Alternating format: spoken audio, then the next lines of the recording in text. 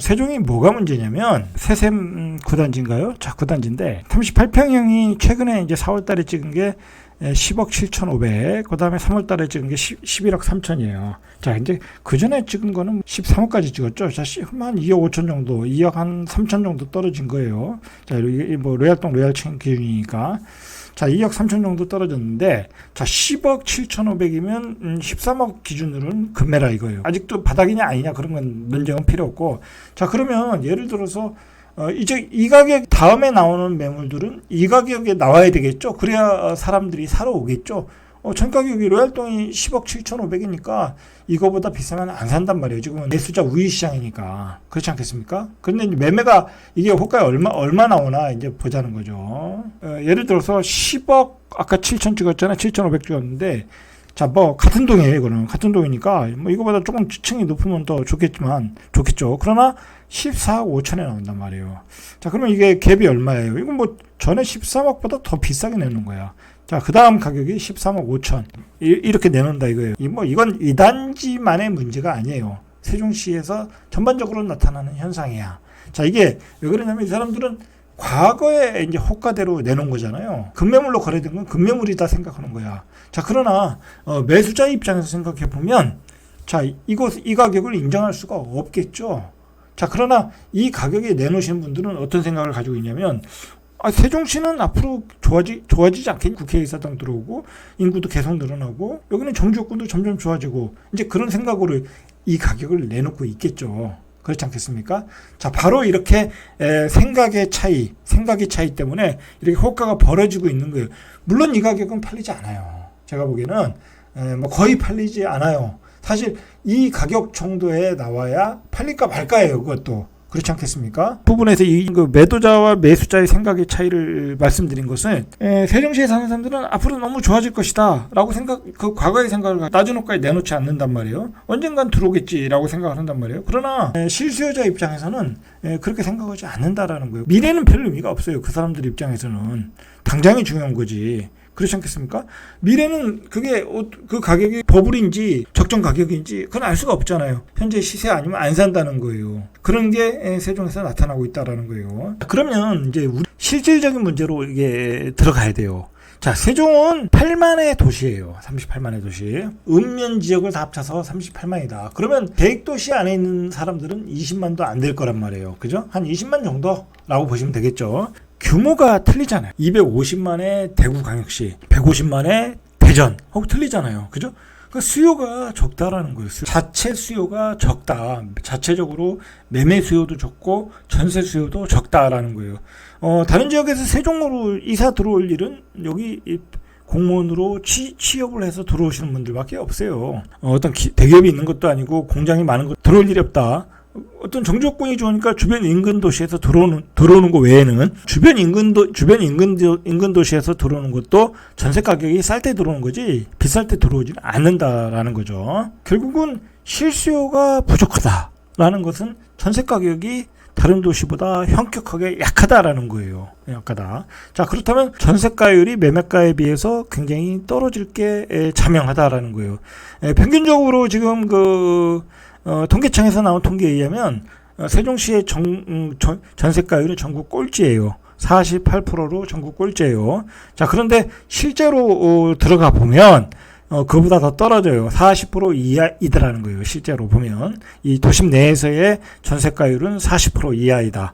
그럼 35%, 38%이면 굉장히 그 실제 수요와 가격 간의 괴리가 크다라는 거예요. 자, 그게 세종의 어떤 가장 큰 문제이다. 그러니까 사람들이 매매로 돌변할 수가 없어요. 그냥 싼 전세에 살다가 그냥 분양을 받겠다. 그렇지 않겠습니까? 분양가는 4억 5천인데 매매가는 8억이야. 그거 사겠습니까? 전세 사는 사람들이 전세 가격도 싼데 안 산다는 거죠. 자, 그런데다가 외지에서 지금은 세종시에 들어올 수가 없어요. 3중 규제로 세종시는 꽁꽁 묶여 있어요. 대출도 안 나오고 취득세 중과세이고 전혀 들어올 수가 없다. 그리고 거기다가 전세가율이 38%니까 이건 뭐 갭 투자는 거의 불가능한 지역이에요. 그러니까 세종시의 낙폭이 클 수밖에 없어요. 자, 그게 두 번째 이유. 자, 세 번째 이유는 뭐냐면 세종시가 새로 생기면서 굉장히 많은 투자자들이 들어왔어요. 저도 사실 이 살면서 느낀 건데 생각보다 너무 많은 투자자들이 들어왔구나. 여기 사실 공무원이 아닌 사람이 여기 사는 사람들은 다 투자로 들어온 거야. 내가 보기엔.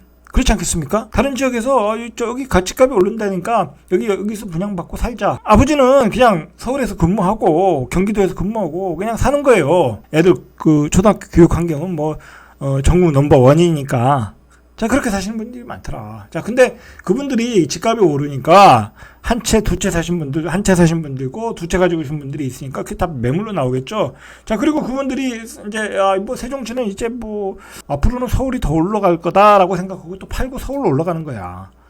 그러니까 그런 매물들이 급매물로 나오고 있는 거예요, 지금. 실수요가 지금 받아주고 있다라고 보시면 되는 거예요. 자, 그러면 한번 구체적으로 우리가 한번 찍어 볼게요. 지금 대전 같은 경우에도 전세가율이 50% 이하예요. 그 핵심지의 아파트들, A급의 아파트들 보면 대전 같은 경우도 50% 이하다. 여러분 지금 광역시에서 50% 이하면 집값이 올라갈 이유가 없어요. 아까도 말했듯이 전세 사는 사람들이 매매로 돌변할 수가 없어. 그리고 그동안 광역시가 올랐던 것은 갭이 적었기 때문에 투자자가 선진입을 해서 그거에 놀란 실수요가 따라붙으면서 집값이 오른 거야. 그렇지 않습니까? 지금까지 다 그랬잖아요. 그 많은 투자자들이 그래서 얼마나 많은 돈을 벌었어요. 그렇지 않습니까? 자, 그런데 그런 투자자들이 다시 광역시로 들어오겠습니까? 전세가율이 50%인데 안 들어와요. 안 들어와. 들어올 수가 없어. 그건 비효율적이야. 누구도 안 들어와요. 그건. 자, 그러면 이제 그 자체 수요로 움직여야 되는데 그 자체 수요가 전세가율 50%면 움직이질 않아요. 그리고 광역시나 이런 지방에 사시는 분들은 그 도시에 산다는 보장이 없어. 내가 이 집을 사서 난 대전에 청주에 세종에 죽을 때까지 살 거야. 그렇게 생각하시는 분들이 없다니까. 언젠가는 서울 올라가야 된다. 다 그런 생각을 가지고 있어요. 아니면 다른 도시로 갈 수 있다. 그렇기 때문에 집을 사는데 적극적이질 않아요. 광역시는. 이런 지방 광역시에서는 전세가율이 낮다고 하면 절대로 집값이 올라갈 수가 없어요. 명심하셔야 돼요.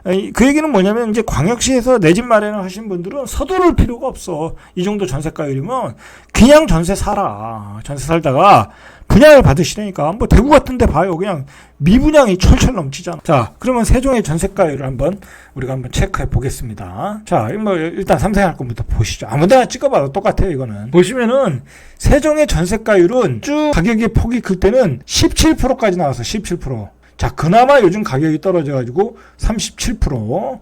자, 22%도 나온 적이 있고. 그러니까 그나마 지금 전세가율에 올라간 게 37%예요. 집값이 떨어졌으니까. 자, 그러니까 사람들이 매매로 갈 수가 없겠죠. 다 비슷비슷해요. 35%, 대평동 해들마을 4단지, 35%, 호리울마을 10단지, 29.6%. 이러니까 이게 집값이 올라갈 수가 없는 거예요. 전세가율이 40% 넘는 경우가 거의 없어요, 세종이. 이게 가장 문제다. 27%. 지금 제가 아무거나 찍어도 지금 그렇게 나오는 거예요. 자, 이거 최근에 많이 떨어졌거든요. 많이 떨어졌는데 아직도 전세가율이 30%. 전세 가격이 올라가질 않아요. 자, 세종시는 앞에서는 말했듯이 그냥 타지에서 이주해 오는 수요 정도밖에 없어. 세종에서 분양을 받기 위해서 들어오신 분들도 있고 그런 수요밖에 없다 보니까 이 전세 수요가 폭발적으로 늘지 않기 때문에, 그리고 공급량은 매년 늘어나거든요. 자, 그리고 올해 같은 경우에는 세종시가 올해하고 내년엔 공급 물량이 확 줄어들어요. 앞으로 3년 동안에. 자, 그럼에도 지금 전세 가격이 올라가질 못하고 있다라는 거예요. 그나마 세종시에서 그 전세가율이 좋은 데가 이 청사, 이 도담 등의 전세가율 비율을 보면 상태가 심각한 줄 알 수 있겠죠. 자, 이런 데는 전세가 잘 나가거든요. 자, 잘 나가도 35%밖에 안 된다. 도련마을 15단지.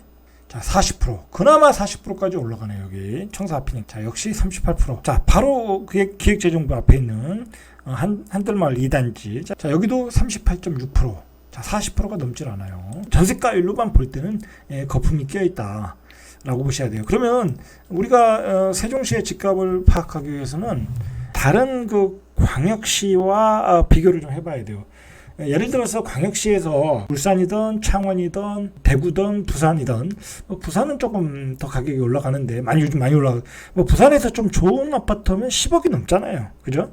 근데 세종에서 10억 위로 가는 아파트는 지금 떨어져서 가격이 없다고 봐야 되거든요. 그러면 요즘 최근에 거래되는 게 A급지 아파트가 한 8억 정도에 거래가 돼요. 자, 자, 이 아파트에 보면 8억 정도 거래됐단 말이에요. 한 2월 달부터 한 4건 정도 됐어요. 그래도 많이 된 거예요, 이거는. 자, 8억대 위에서 거래됐단 말이에요. 그럼, 자, 이 정도가 이제 A급지 아파트인데, 자, 그러면 대구 같은 경우에도 8억대이면 A급지거든요. 뭐 수성구에 범사, 만삼 뭐 그런 지역 빼고, 그런 지역은 교육특구니까 뭐 13억, 15억 막 거품이 껴있는 거고, 수성구의 다른 지역도 8억 이하면 좋은 아파트 다 사거든요.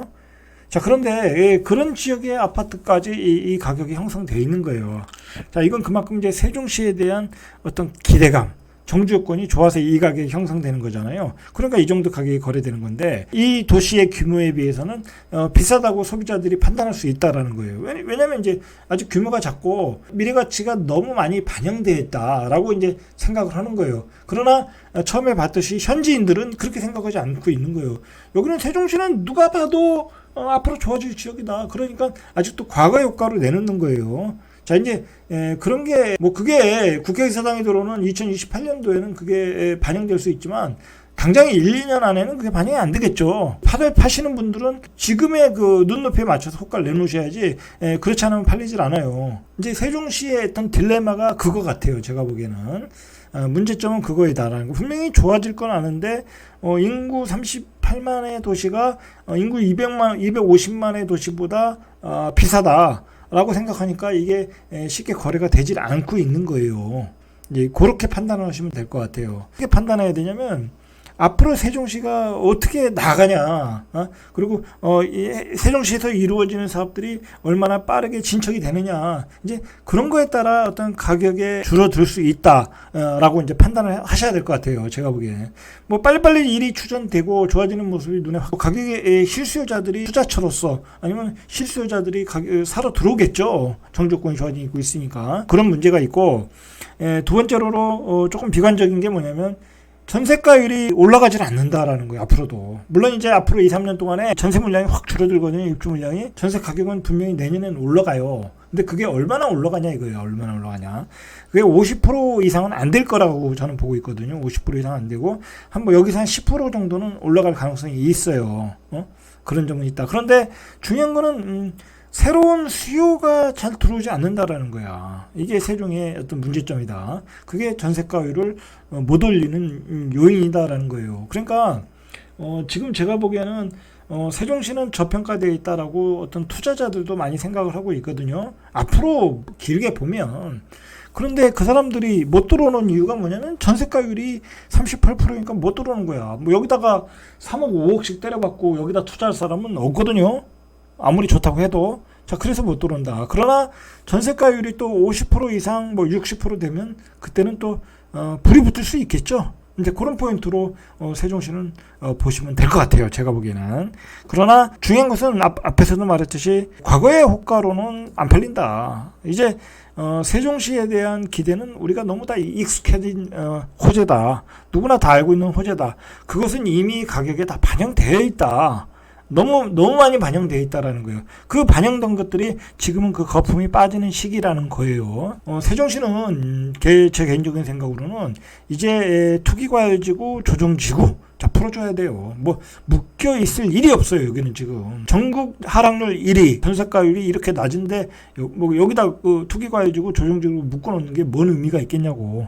그거 풀어준다고 해서 외부에서 사람들이 들어오겠냐고. 안 들어온다.